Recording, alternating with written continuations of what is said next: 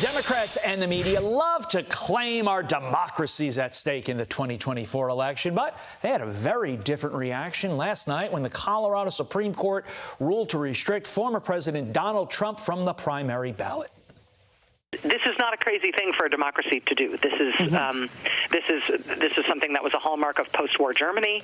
It's not unheard of. It's very much like the reasoning of the conservative legal community. And yes, the courts have the authority to enforce the 14th Amendment. There's no getting out of this for the Supreme Court. Even failing to act or acting slowly will be acting. The conservatives on the Supreme Court, who usually go on and on and on about states' rights, are hypocrites, and they are comfortable being hypocrites, and they will overturn Colorado's own state court process, but they shouldn't.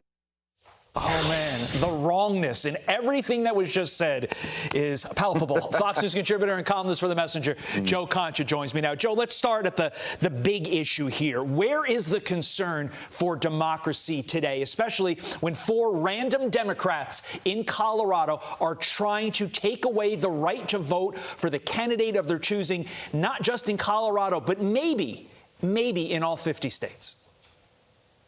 All states is the goal at this point, I think, Todd. And if you want the most craptastic definition of election interference as a true threat to democracy, look no further than what just happened in Colorado yesterday, and keeping the odds-on favorite right now to win back the presidency in the form of Donald Trump off the ballot.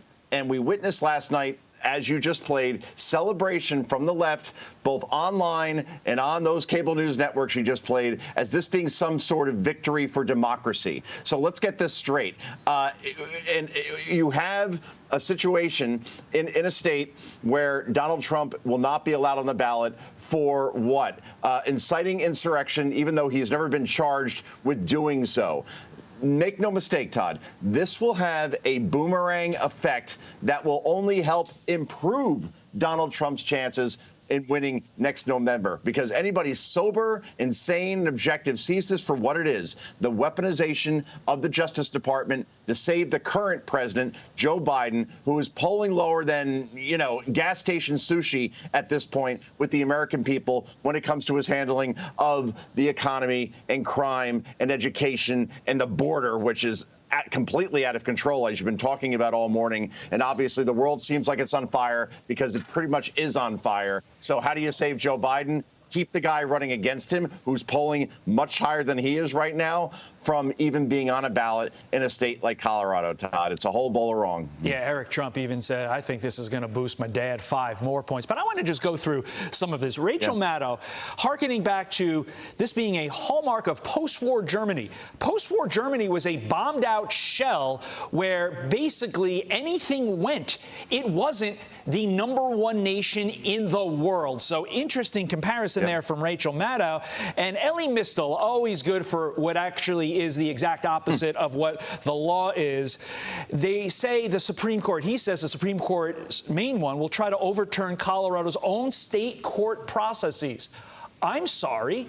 That's what the Supreme Court does. That's why we have a Supreme Court when a state court oversteps its bounds. But not to be outdone, Joe. Vice President Kamala Harris had to weigh in with her take. Get ready. Get your dressing. Here's another salad. Every election cycle we talk about this is the most election of our lifetime. Lawrence, this one is. This one is. We are literally talking about people who are attempting to divide our country in the most crude, frankly, and profound way. Joe, two-parter here. Would you agree with her that this is the most election of our lifetime? And has she seen the division that, her own party has sown over the course of the last 3 years? Wow, the pain in Lawrence O'Donnell's face in trying to do the listening face, about the listening face when somebody else is talking. Yeah, that was painful to watch. And it's amazing. Suddenly, Kamala Harris, who almost never does any interviews, pops up on cable news last night on the friendliest place she possibly could in MSNBC. There's not really much to add here.